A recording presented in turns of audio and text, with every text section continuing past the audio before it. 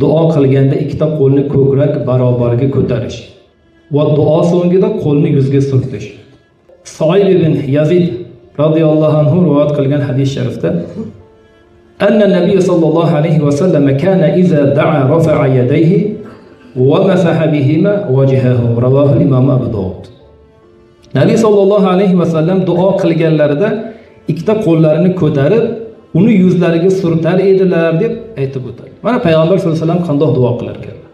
Duo qilganlarida qo'llarini ko'tarib, ko'kraklari barobar. Keyin duodan keyin yuzlariga surtar ekan.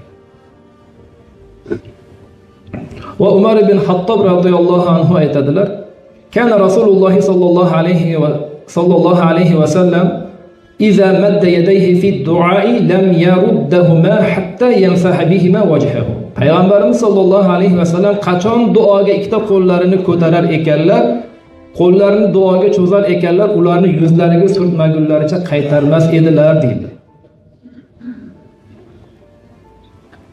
Demak, duoning ijobati odoblaridan biri duo qilganda qo'lni ko'tarish va qo'lni ko'tarib oxirida yuzga surtish.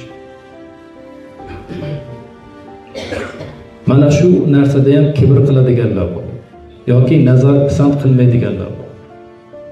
Duo qilganda qo'lini oyog'iga qo'yib olib, tizzasiga qo'yib olib, osiltirib o'tiradiganlar bor. Alloh asrasin, sen kimga duo qilyapsan? Allohning huzurida turganingni his qilmayapsan. Allohning huzurida ana shundoq so'raysan. Qo'lingni yerga qo'yib olib, qanaqa odobsizlik, qanaqa bu kibr?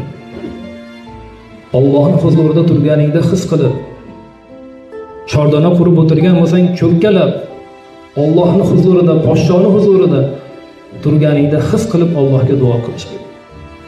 Qalb bilan til bir bo'lib, qo'l unga bog'lanib, qo'lni mahdo qo'yib olib, kibrlanib turadigan juda ham katta odobsizlik Alloh taolo uchun.